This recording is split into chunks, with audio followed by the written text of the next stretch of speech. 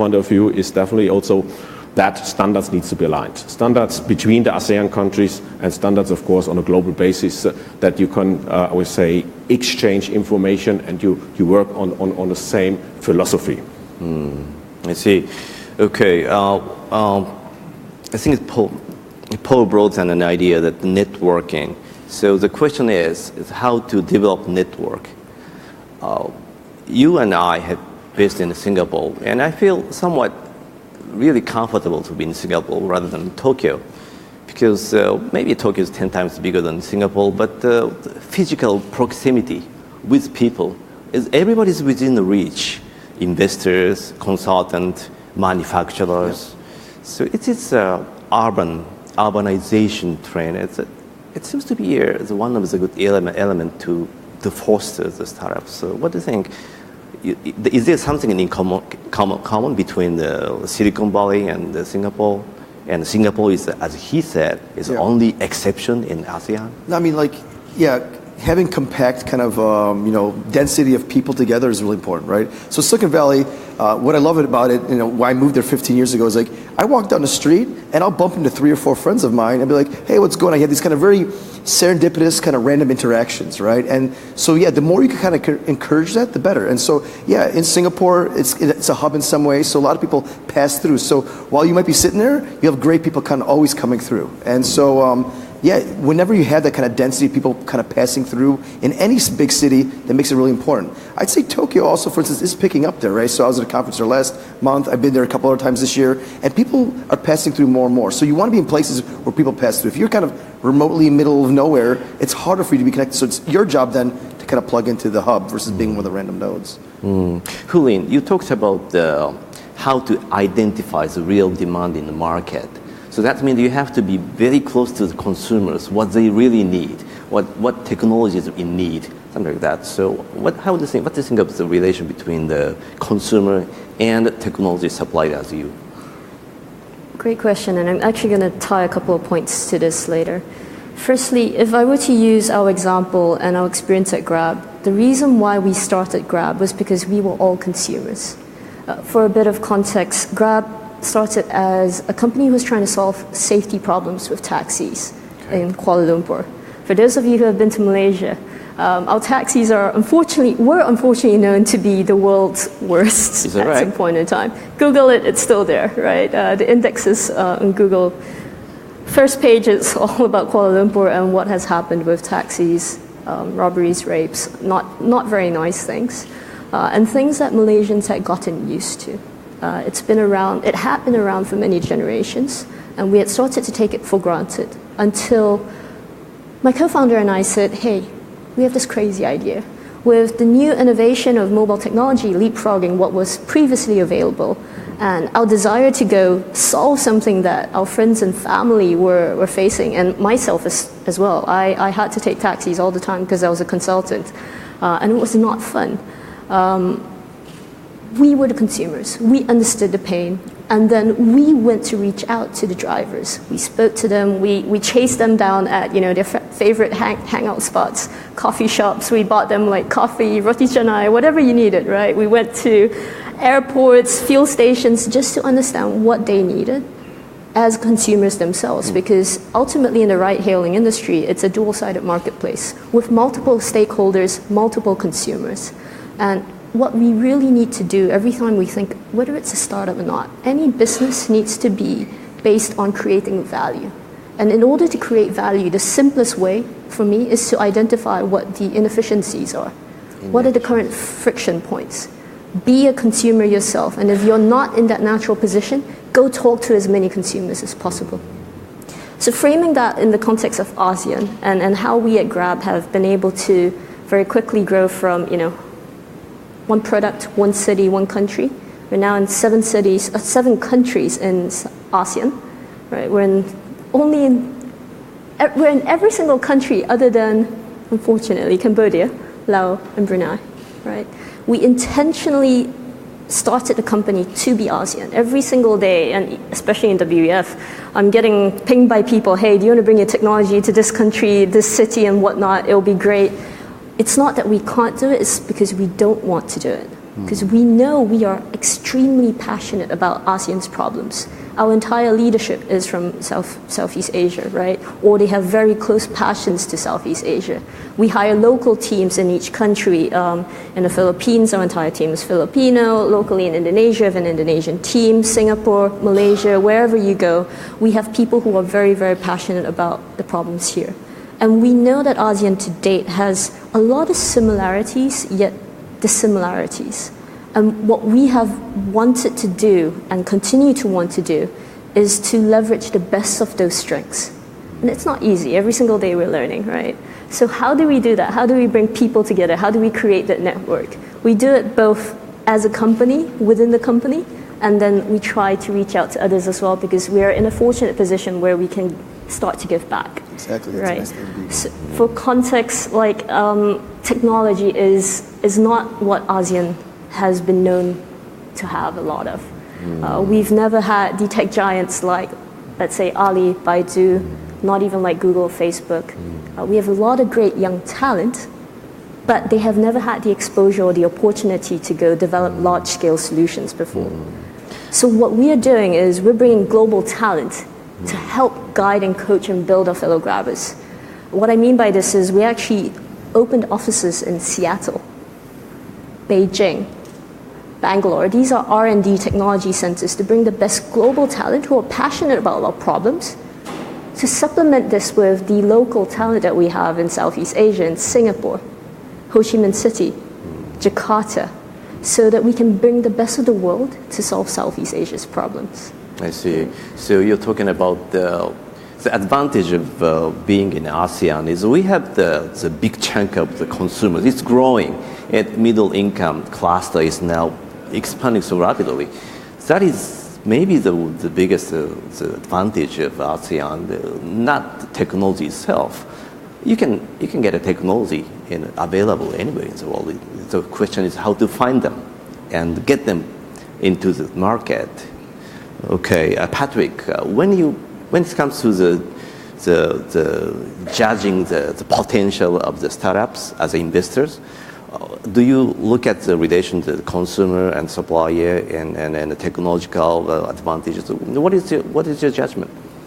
So first of all, let me address a point about networking. For us as investors, what we are trying to do is actually, or we've been trying to do is actually building alliances with like-minded investors across the globe. And having been trained in the US, of course, initially, our tendency was more US and US-centric, whether it's Silicon Valley, to some extent Japan. But what we had found, that is actually outdated. What we find to be a lot more relevant is building alliances with the Chinese players. What have been happening there is totally fascinating, and they are a lot more relevant to our region. We are also building alliances with the Indian players. And interestingly, we have also found ourselves to be doing a lot of business with the Vietnamese, because we have one healthcare company doing telemedicine, and to Wheeling point, there's a shortage of talents, not only from technical perspective, but from experience, who have scaled the business to the level that that's adequate. This company of ours actually opened development center in Vietnam, working with Vietnam developers, whatnot. So it's really borderless, it's transient, and I think the role for investor like us is to really help these young entrepreneurs to get connected, to be in the flow of information and know-how and so forth. And that also helps us when we evaluate a business model to actually map the idea with what's happening in other places, right? And see whether it's been done elsewhere. It's a lot easier for us to make a judgment of the likelihood of success if there's already a model that works elsewhere. Like it or not, we look at Uber, we look at Airbnb, whatnot, and see what are the similar companies that are doing that in Southeast Asia. Of course, there are some really local models, But generally, it's a lot easier if we can map that against global success stories. The other thing is that there are different type of products.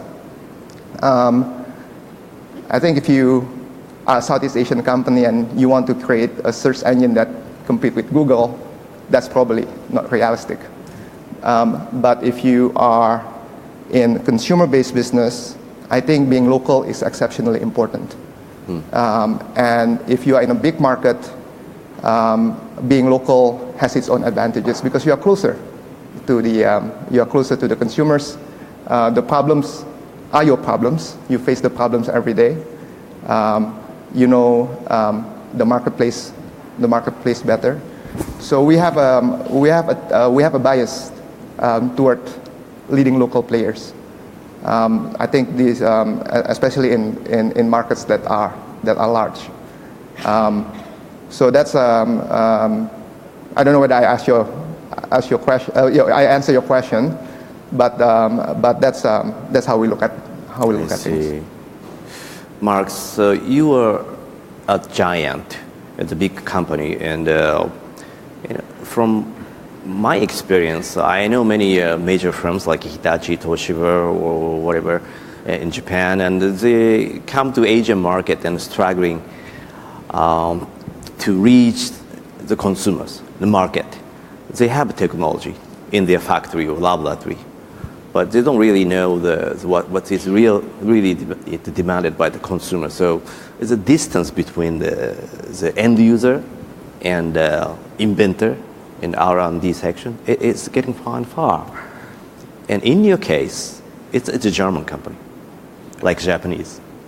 And what is your view on in terms of the relation with the users and the end users? In principle, yes, we are, I would say, a German company, German-based, German-founded, but I think we also have done, I would say, a big development in globalization. We are more or less in more than 130 countries in the world. The workforce, 2/3 of our workforce is working abroad. Only 1/3 or even less than 1/3 is still remaining in Germany. So I think that maybe we have adapted a little bit more than some other Japanese firms. What we are doing is definitely we have in each country we have set up our teams to become I would say more knowledgeable about the demand of the country, of the culture of the country, and how to build up the business. Fortunately, or not fortunately, as I say, Siemens has not I would say a direct product business anymore for the retail. Communication has been given up some years ago. So we are going to the industries. We are going to the industries, and with our I would say state-of-the-art technologies. I have to say we are more or less well known when it comes to these specific sectors. You don't produce a laundry machine anymore? No, all these home appliances we merged a couple of years ago with Bosch, and also we sold that. So Siemens, you will still see some brands, maybe coffee machine, refrigerator with Siemens on it, but it's not Siemens. So the brand can still be taken on the products, but it's not Siemens business anymore. So we mainly on the way of industries, automation, digitalization, of course in mobility sectors, we are in power generation, distribution, in all these kind of industries we are in. But this is more I would say, it's an industry known brand, rather that we have to go out to the retail business, the product business, as you might know it from the past. But there, definitely, I would say we are working in the countries together with the consultants, together with government. We have our own consultancy companies, for example, and setups. We have one just created in Singapore for Industry 4.0, digitalization, where we also can advise companies how to go or how to plan for the future. So this is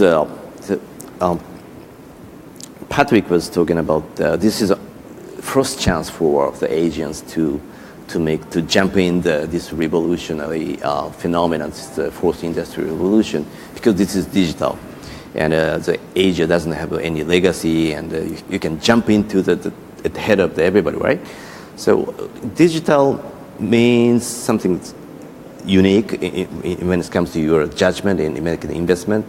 There is a bunch of venture businesses around in Asia, traditional one, making manufacturing small gadget and stuff like that. But the digital, what is the uniqueness in digital technology? I think we talk about Asia. I think there's a separation between East Asia and Southeast Asia. Okay. I think historically, Japan, South Korea, you have the technical and the education systems that allow you to be competitive in manufacturing, in inventions of technical stuff.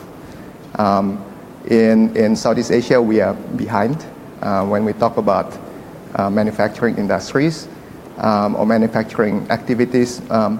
It's still primarily dominated by multinational companies that are operating in Southeast Asia. And in the context of Indonesia, I can say that it will take us a long time to build the ecosystem, the basic industries, and also the technical capabilities by which if the world is working in a linear way, it will take us a long time to catch up. But this is an opportunity to leapfrog because in digitization, the ecosystem that you need is very different from these traditional industries. And the limit is your brain and your imagination, right? And hard work and the hustle and the. So I think that's the reason why I think that this is really the first time for Southeast Asian companies to be champion. We are not competing with Japanese companies, German companies, with American companies in this area. It's really about finding, there's a chance for local companies to be champions. And apart from being an investor, I'm also Indonesian. And one of my personal passion is to make sure that we help local companies in Indonesia to be champions in our home country and also in the region, right? So that's what I meant by being able to participate. Is there any phenomenal example in Indonesia in the digital field? Local startups around Jakarta. I heard there's one application, smartphone type of business. I think the clearance of finance using the smartphone. It's the local startups in Indonesia. So as I mentioned to you, there are in Indonesia there are three unicorns. Gojek, and we have Traveloka. Traveloka is the leading travel apps solutions. They are by far number one in Indonesia. Have they become recently number one in Thailand, and they are also expanding in other Southeast Asian countries. I think they are the first really regional player. Don't steal them away to Singapore. And the third one is Tokopedia. Tokopedia is leading marketplace. And then the second tiers, there are many different activities in whether it's in fintech, and what's interesting is that we start seeing Chinese talents coming down to Indonesia because they recognize that the market is big. They try to find, and then what they do is that they try to find good entrepreneur to back or to partner, and get into a more advanced type of tech product, whether it's artificial intelligence, whatnot. In regard to what you just mentioned, there is a pretty robust activities around cryptocurrency in Indonesia. We have our Bitcoin exchange. There are people doing different kind of things, but it's still quite nascent. The regulatory framework is still a little bit, I would say, it's still very new. Our central bank still needs to get really comfortable for this industry to flourish. But digital payment is happening. Our company Gojek is spearheading that. We have been quite surprised by the traction they're getting in the marketplace. So there are a lot of different things. I think it's a very, very robust ecosystem there. So Paul, so we found that the digital give us, the ASEAN, a great chance to make the leap jump. And why did you come to ASEAN? I mean, you are not abandoning the Silicon Valley, right? I mean, but you see a chance here. That's why you are here. Would you tell us a bit more about it? I mean, so my overlying theory is that there's smart people distributed all across the planet, right?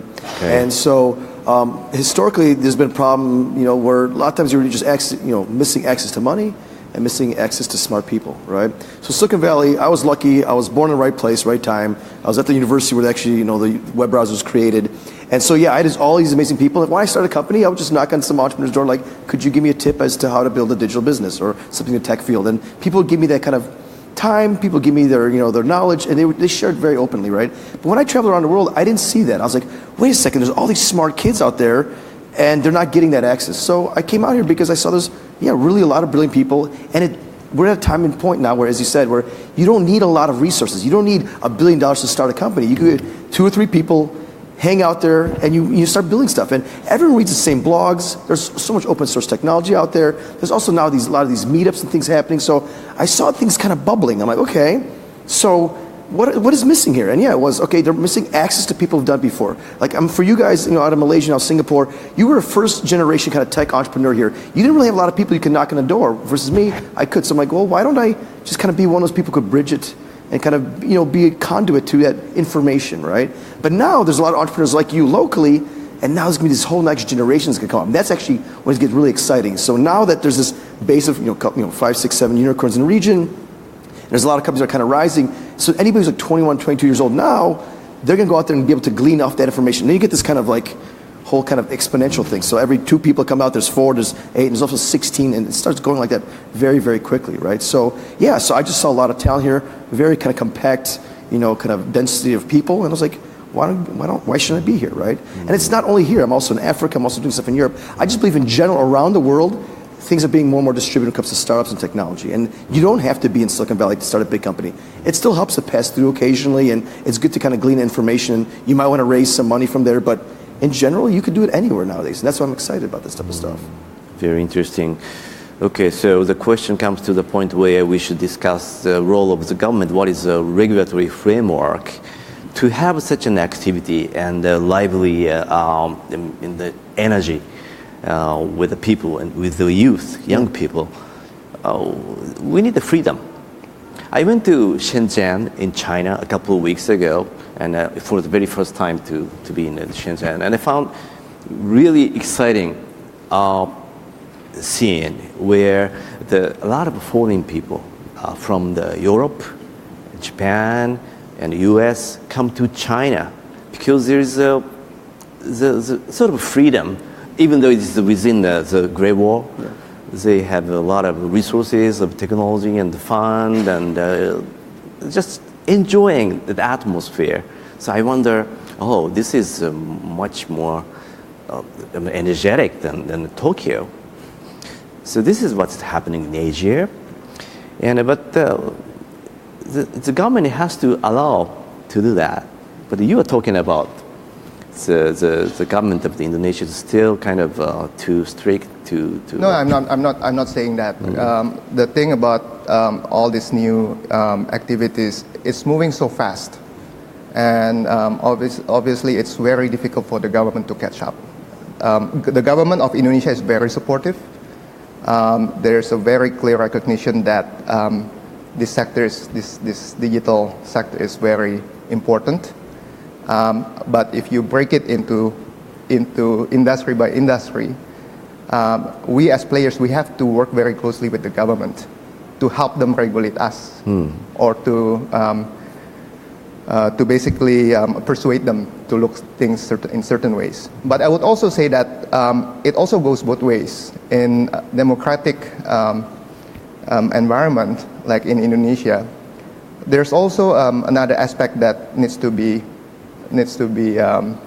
that we have to pay attention. When our businesses disrupt existing players, it's one thing if you do it by innovation, by offering a product that is more attractive, more user-friendly, whatnot, to the consumers. But it's another thing if you dump capital, subsidize the business over a long time, over a period of over a long time, and you kill businesses that way. You kill local businesses that way. That is something that is a serious issue. It's a social issue, and it becomes a political issue. If you sell your product below your cost for 1 year, 2 years, 3 years, and it kills businesses. I always say this: we have a tire company.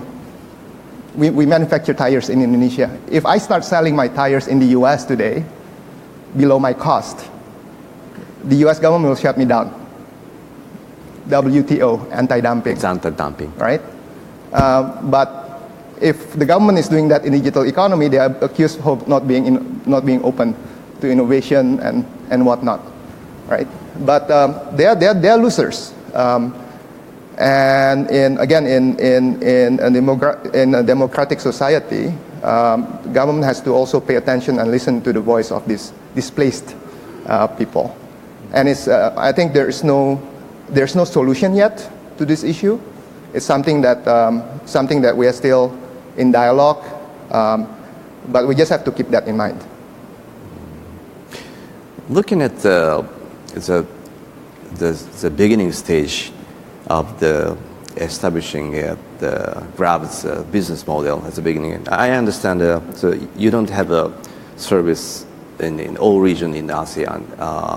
We have the service in Singapore and Thailand. We're in 7 countries. 7 countries out of 10, right? But what is your experience? There must be some regulatory issue you have to tackle. So like everybody has mentioned, everything that we're looking at in the 4th Industrial Revolution, growth requires change. Change is never easy. And what we realize is we want to bring this change together with all our different stakeholders, especially our governments, especially the people that we serve, our customers, right? And the good news is I think the path forward usually has a lot of win-win-wins for everybody. But what you need to do is spend the time to actually go speak to them, listen and align on what the mutual needs and objectives are. And we've done this with every single local government that we've worked with, and we're continuously in discussions with them. This is why we attend events like the WEF as well, because it's important that we create that dialogue. We don't operate like other startups where we come in and we say, hey, we know what's best and we're just going to do this, and we bulldoze our way through. What we care about is working hand in hand with our partners. And the only reason why Grab is where it is today is because we've continued to get support from all our different partners, public, private, our consumers, our passengers, our drivers. And we're very fortunate to be on this path. And it's a path that we think is the right way forward. Well, then you have to have a dialogue with the government as well. All the time. So it means you have to go to the government, unless they don't come to you to ask to do something. Yeah. And that's the important thing, right? It's knowing that when you go into this mindset of creating change, there are certain bits of change that can happen really fast. You know, you type some code and immediately you can release a new release of a feature of a product. That can happen instantaneously. There's other change that requires bringing people along, changing mindsets, defining what's the future. So what we try and do with all of our stakeholders is to understand what is the long-term objective that we all want. And most of the governments that we work with, they all want the same thing. They want more efficient transportation platforms, right, and infrastructure. They want to make sure that they don't lose billions of dollars to traffic jams every single day, month, and year, right? They want to make sure that transportation becomes accessible to all, right? And they want to make sure that more and more people can be employed. These are the same underlying principles in how Grab has grown so quickly from 5 years ago. As I said, Malaysian startup looking at taxis. Now we're in like 50 cities for transportation. We have multiple modes of transport. We actually have the widest range of transportation options in one mobile app. And that's critical because we know one form of transport is not going to serve the needs of every single segment of the population. Some will need something quicker, more expensive. Let's say if you're going out for a business meeting, you want a more fancy car. Or some will require something that is more affordable for longer modes of transportation. For example, we came up with something very innovative in Indonesia. It's called Grab Hitch Nibbing, which is the concept of social bike pooling. Because firstly, bikes, two modes of transport are the most common in Indonesia. It's what enables you to weave through traffic, and it's also one of the cheapest, most accessible forms of transportation. And a lot of Jakarta folks in the greater Jakarta, Jabodetabek, they travel from outside Jakarta to inside Jakarta using bikes every single day.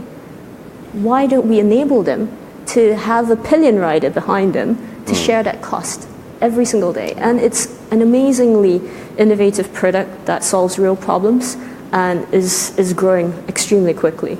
Similarly, we don't take the same approach for every single country. For Singapore, very, very different. What we've done to work with the local government there is to actually bring taxis and cars into one platform. Yeah. We recently launched Just Grab. I think you're very familiar with this. A lot of Singaporeans, residents have been moving tremendously quickly over to Just Grab. Right. 30 days after we launched, we actually have 5 million rides on it. Exactly. Because it solves a real localized problem. And this problem, this solution, we cannot and should not apply to every single city and country. For context, everybody who's not been to Singapore and used it, it enables taxis and cars to be booked from a consumer perspective as a single service, so you get the closest car or taxi at a fixed price. And imagine what the government of Singapore is saying to us when they say, hey, Grab, we trust you enough to go help figure out what's the right price for taxis, which used to be completely metered before, and this is done 100% in hand conjunction with the local governments. This is kind of change that we want. It's positive, it's for the right reasons. And why did they say yes? Because they know it's good for all the drivers. Taxi drivers now get access to demand from cars as well as taxis.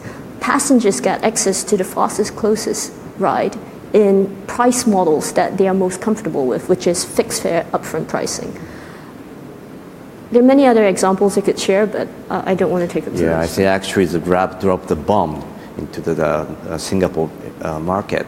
And well, Mark, hopefully it's a good bomb. Well, it's a good bomb, but yeah, bomb. it's for the sake of the consumer, as the price competition is taking place right now, and everybody's trying to renew their business model, even the government. So, Mark, you said earlier that the Singapore maybe is the only exception in ASEAN that can be able to foster the startups, and but Singapore is known for the very strong government and very strict regulation system. How come you judge that Singapore is a place and it's not applicable to the other cities in ASEAN? Actually, I didn't say it's the only possible place. Okay. It's currently the most developed place of ASEAN. It's Right. the most developed one when you see from the education from the universities, and also how I would say the government is really encouraging new startups, new setups, where they even give fundings towards these kind of new technologies, where you get special tax treatment and so on. The remaining country in ASEAN, they're starting to do that. They're promoting, they have the vision, but they're still in an early stage of implementation to make it as, I would say, successful or as advanced as Singapore is right now already. So, as I said before, potentials are everywhere, but you have to identify the potentials and the talents, and also you have to develop the talents. And when you see it in many of the ASEAN countries, is these days more, I say, the obligation of the company itself to hire the people, to train them, to develop them, rather you get them out of the market. Singapore is a little bit different, as I said, and everybody knows it because they have started much earlier on that. And all the other countries, step by step, in a different level, are starting to develop this kind of infrastructure enhancements, visions. But also, as you said, it's a very strong government. I say very strong government also has sometimes advantages. That means whenever you have a vision, you have a much faster ability to implement. Yeah? If you have a strong government, rather than I would say it needs to go to many constitutional processes to implement, to change. And digitalization definitely needs a change. Right. It needs a change in policy. It needs a change on processes. It's a fundamental change to the traditional workforce, to the traditional manufacturing, to the agriculture topic. It's a new way of manufacturing. It's a new way of business, which requires changes in all aspects. Maybe I can share an experience a little bit in Indonesia. So there's actually a role for the private sector to help the government. In our system, the Chamber of Commerce, the Indonesian Chamber of Commerce, is mandated by law to be the conduit between businesses and the government when it comes to policy formulation, whatnot.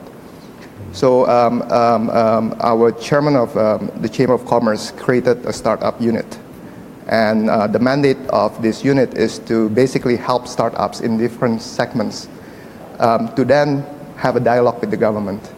So last year we held with OJK, our financial services authority, we held a fintech festival, fintech conference, and out of that activity, we worked on a regulatory framework for the P2P lending segment, peer-to-peer lending, and you know we have for me, I have also the advantage of being a more traditional investors. We are quite big in financial services, so we saw that this P2P, if we don't immediately step in to also help the regulatory framework, it may actually backfire. The credit model is still so early. We don't have a full credit cycle to determine whether the lending model works or not, the risk management works or not.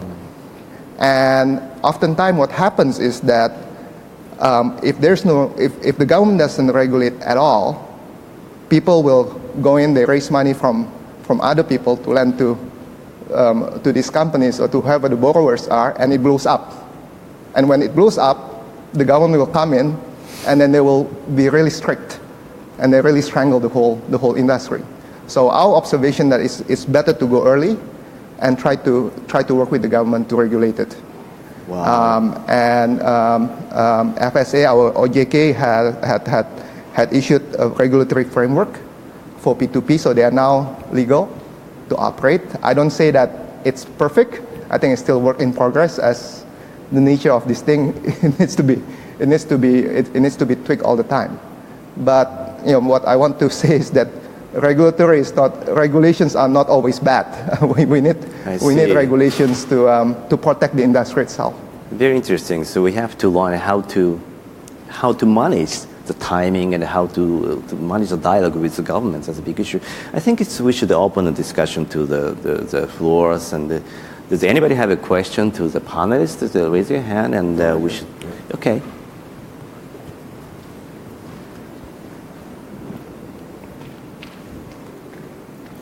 Please identify yourself before speaking. Hello, my name is Misa Matsuzaki. I'm from Tokyo, Japan. Okay, I listed my company on 2004. I went through the same fundraising with the angels and venture capitals, all the same process. But the biggest difference is those days we didn't have a name unicorn. Okay, we didn't have venture capitalists like you from overseas. So the amount of the money that we could raise was very small. Okay, and also the biggest difference from now, I mean, in only one decade. Oh, I already feel like I'm an old economy people, but the biggest difference is that we were not exposed to the fight. I think Patrick used the word free fight, yes? So we were not exposed to the fight with the company overseas. Now you're exposed, the world is exposed to the fight with overseas. And how do you conclude this fight? Is it by the money you have raised, or is it by the passion you have to the business? Maybe, Braja, you have the idea for that. I mean, yeah, so I was in the same place as you. I started my first company in 1999, and the amount of information out there was completely different. And like, if you raised $1 million, it was like, holy cow, you raised $1 million. Now it's like, whatever, right? Yeah, it's growing. Everything's growing. There's more money coming in, so you have to compete on a global scale. But at the end of the day, how do you compete globally, right? Yeah, you have to have money behind you, but I've seen companies that have way less money outmaneuver companies with tons of money, right? So yeah, that comes back down to what I said earlier. It's about people and who you kind of put around you, right? And so if you go out there and you execute really well, you hire amazing people, and you show tons of passion, you're able to attract good people, you're going to be able to go out there and actually out hustle and beat the bigger giants, right? Time and time again. Why do startups still even exist? Why doesn't Google, Facebook, everything start every single company possible? Because some small, young, nimble team goes out there with very little budget, but tons of passion and some very creative ideas, and they go out there and disrupt industries, right? So, yeah, I think you compete by just pure brain power and hustle, and of course you have some money, but it doesn't really matter how much in the end.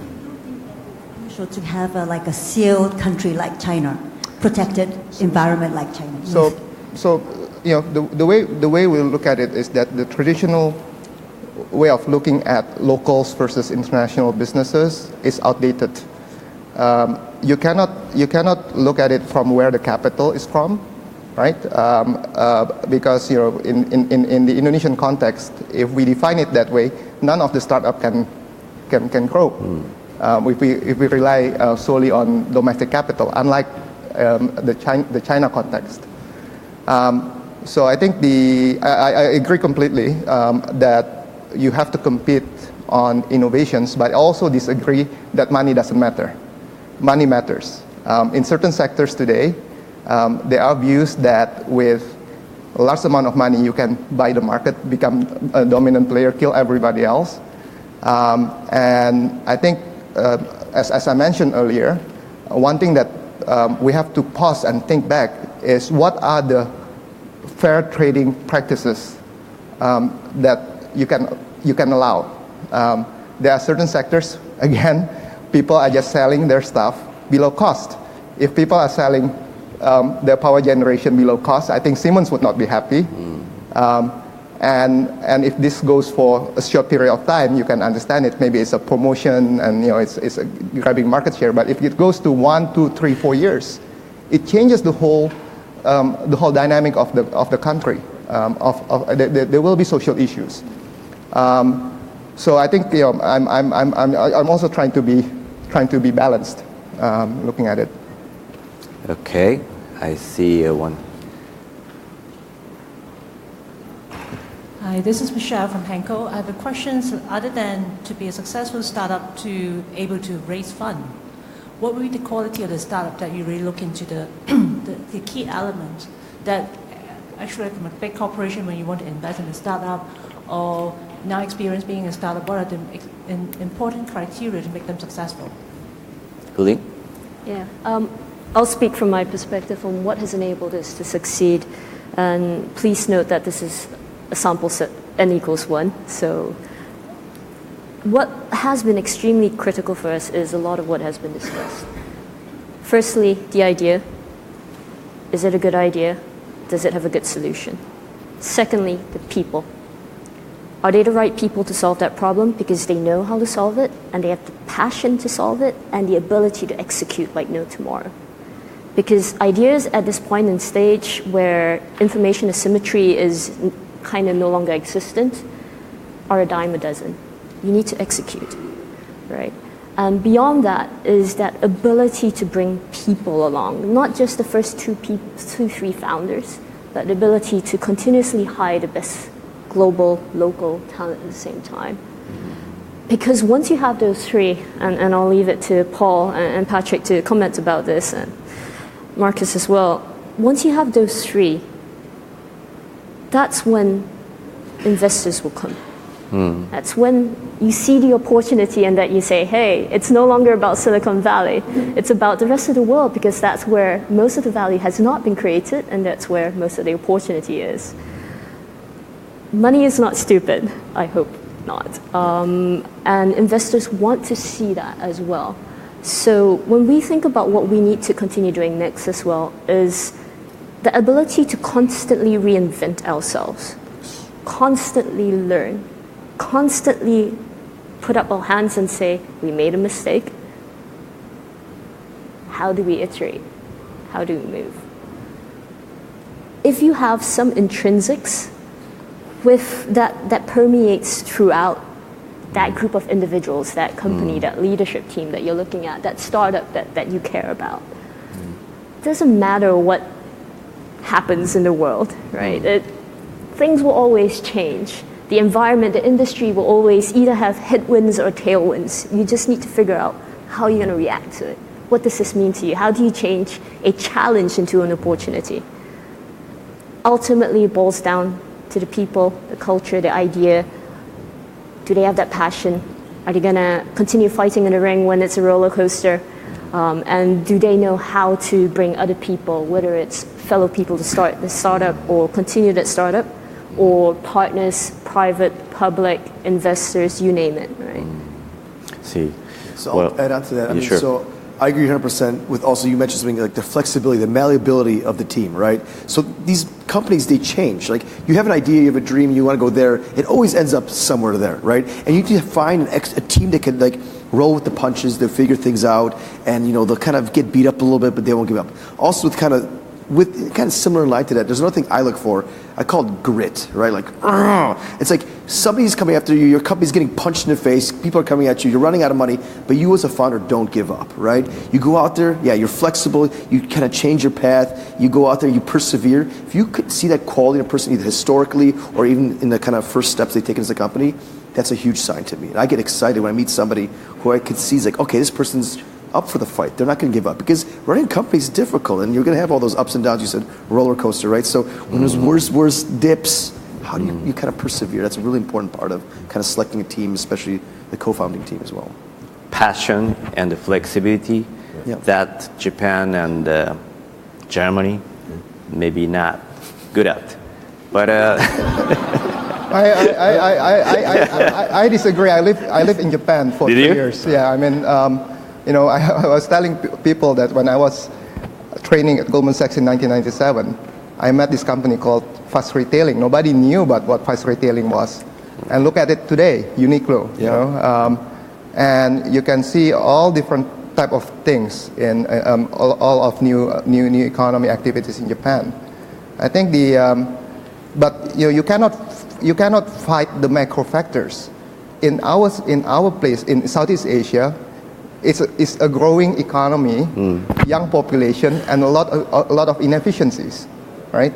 So the hurdle rate to be successful is a lot lower than in developed places like Japan. So I beg to differ a little bit. I appreciate your comment. I myself is enjoying being in Asia, in ASEAN, So would you wrap up, Marx, as a German person? As a German person, I wouldn't see it so bad as you see it, that this is really mature and not flexible at all. And you see it also in the companies. The companies who are globally operating, Siemens is one of them, you see it, I think, it's not the biggest, it's not the fastest who will survive. It's the one who has the ability to adapt to the situations, to the changes. That is very, very important. And you have seen it when you're anticipating what business we did in the past. We have here and there, I say we go for new innovations, we go for new companies, we lay off businesses which comes more or less obsolete or not, I would say, any more from our perspective that we can handle it in a successful way.